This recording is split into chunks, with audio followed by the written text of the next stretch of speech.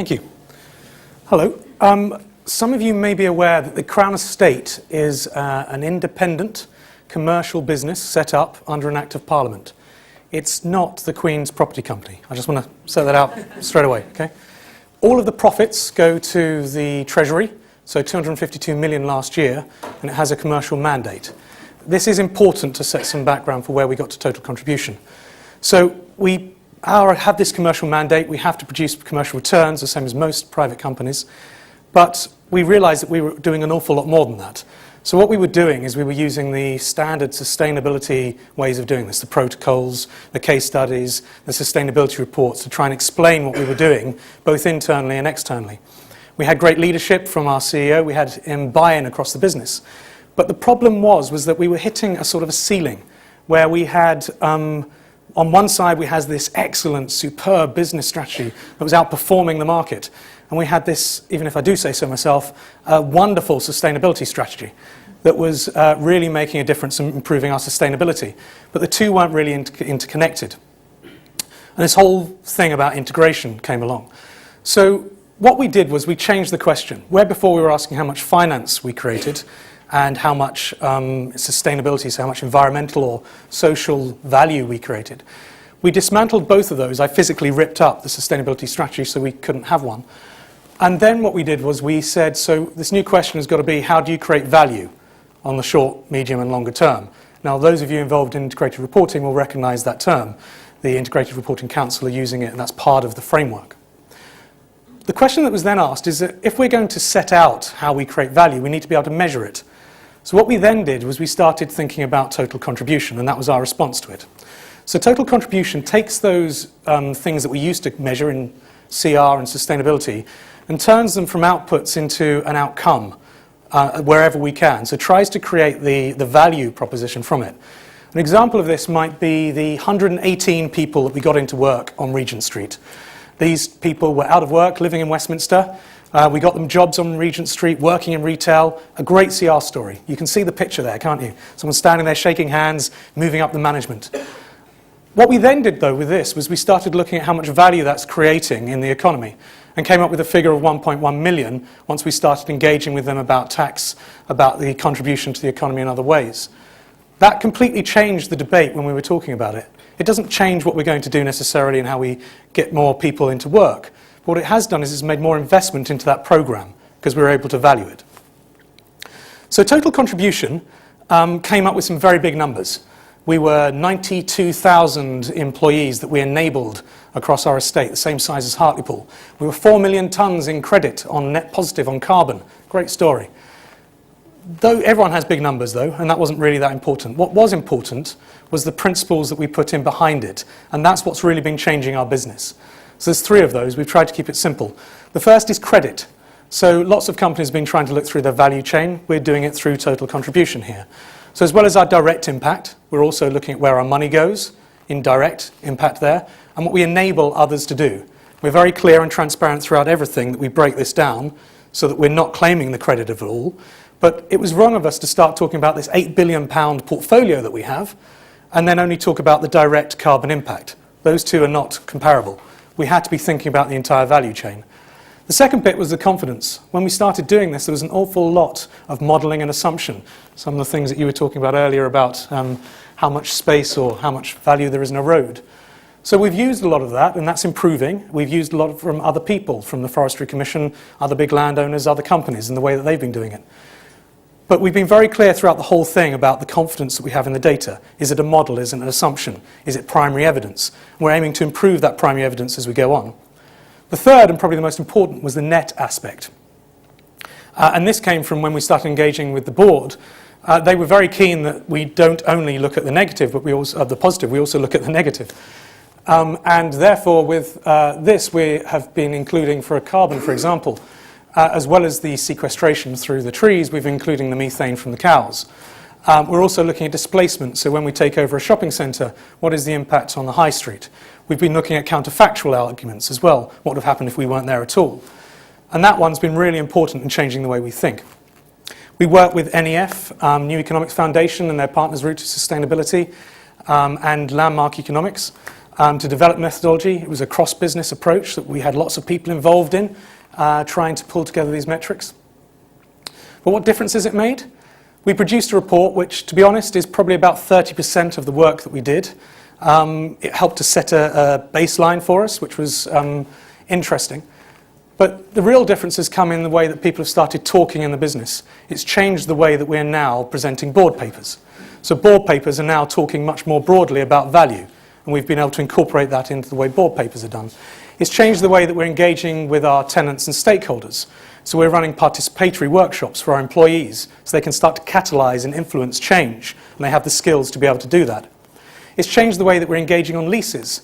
So we now have leases, one of the latest ones. I was sitting in the office looking out the window at a building, and on buildings we have full and repairing leases for those of you that rent space. And that means you have to give the building back in the state that it was given to you. Pretty standard thing. We've never done that with land. I don't know why. We give a piece of land, it comes back in a different state. All of the quality of the soil could have disappeared, but it still just comes back, there's no penalty. And there's no positive as well. So what we did, and we're trialling at the moment, is we've said we will do the soil samples when we first start. What we'll then do is at the rent review, if you've added to the quality of the soil's improved, we'll give you a reduced rent. You can share in the value that we've created together. If the soil quality's gone down, then we have to think about how we're going to make that better, and there's going to be costs involved. But it starts putting this value mechanism into the way that we're doing business. I think that there's lots of other things that we're starting to see trickle through in the way that we do business at the moment. I think that one of the interesting things is the momentum growing behind this. So you can look at the landmark difference report that's just come out looking at social value and various things. Hammerson have started doing things as well, looking at shopping centres. And there's a lot of people taking the social economics that we were using previously and trying to look across the triple bottom line. The next thing for us is I've just come from a meeting today at Windsor, which most of it's underwater, but we've been talking about the value of the natural capital there. And that natural capital and all of that is going to be part of total contribution. We're incorporating that into what we do. We're improving the social value metrics that we've got, one of the hardest areas. We're doing different choice experiments to engage with people about destination, about place, about education.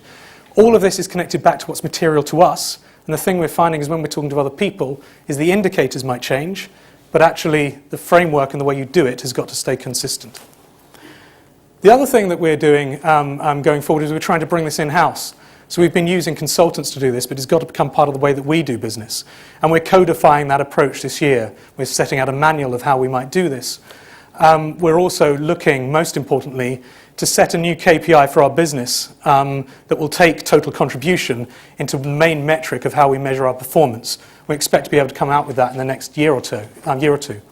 We've just launched a new vision this week, which will be going public in a couple of months' time, and central to that is total contribution. It's really entered into the way that we're running our business, and our strategic objectives are based around this broader value.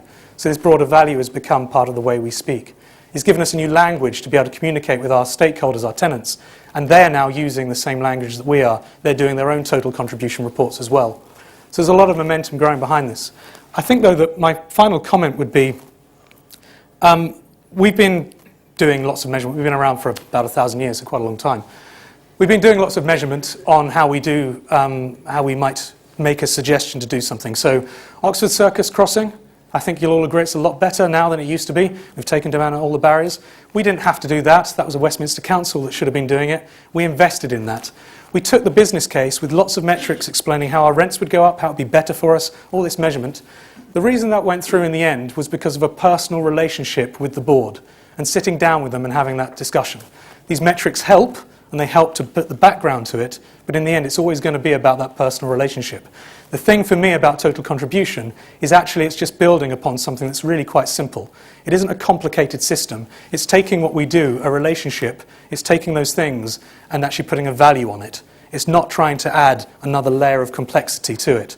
And that's why we've got lots of buy-in within our company, and people actually understand this. That's why people in our asset management team are actually taking this up and talking about it, because they're understanding this is just about the value, the outcome from what they are doing anyway. This isn't adding another layer. This isn't another sustainability initiative. This is about value. Thank you. Thank you very much, Mark. So, Doug and Dorothy, would you like to give us your view on that? So good evening, everybody. Pleasure to be here. And when I was thinking about this analysis role, I thought it might be useful, because we're hearing about 3 leadership examples tonight, just to think about how the things that are being illustrated in them can be relevant in terms of how they could be applied in business. And I'm very conscious that it's very early days in this area, so these examples we're hearing about tonight are also showing us the way. But what strikes me particularly about what you've described, Mark, is it is incredibly holistic in that it is questioning the purpose of business and the role of business being value creation, and that you took that approach over the short, the medium, and the long term, bearing in mind the whole short-termism and economic challenges that it brings us. The other thing that struck me in that is, I have to confess to being a bit of a nerd too on the metrics, and we can get lost in the pursuit of perfection when we start to develop these new metrics, and being very honest and recognizing that you can get good numbers, but proxies are absolutely okay too, once you understand what it is they're providing and what the answer is and the relevance, and most importantly then what do you do with it, because it's not so much about the number, it's then how do you use it in your business decision making. So they're the things that strike me in terms of some of the key characteristics of your approach, and the real innovations that they're bringing to this topic. So I'll pass over to you, Doug. So there are a number of things that strike me about the approach that you've taken. I think firstly the breadth of what you're covering by it. So there are very few organisations that cover the scope of impact that you have on society and the way in which you create value. I really like the concept of enabled, and I agree completely with you that purely measuring direct impact doesn't capture anywhere near the value of any organisation, but certainly your organisation and the way in which you influence the organisations that interact with the Crown Estate. I guess what we haven't discussed too much is how has this changed attitudes towards the Crown Estate? And it might be worthwhile exploring that. You talked about the historical case, which was about lovely case studies, which talk about, we're doing this great thing, which created this many jobs. But actually being able to give that total picture of the value you create. Well, what has that changed in terms of the public's mindset about who the Crown Estate are and what they're about?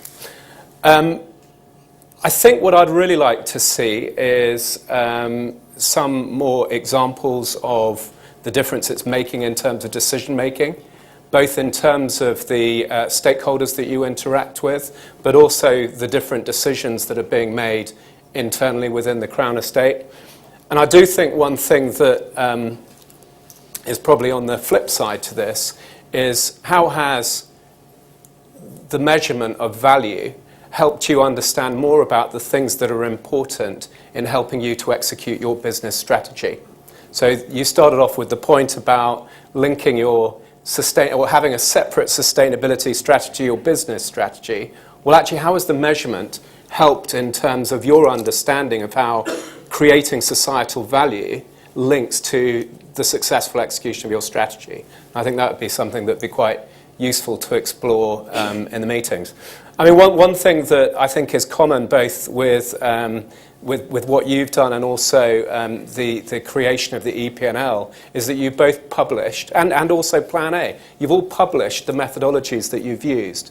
And I mean, I applaud you for that because these methodologies are fraught with assumptions. There are questions that are raised about the methodologies that you've used. And actually subjecting what you do to challenge and scrutiny is a really important part of building confidence in the numbers and the use of those numbers. So, I applaud you for that. Great. Thanks.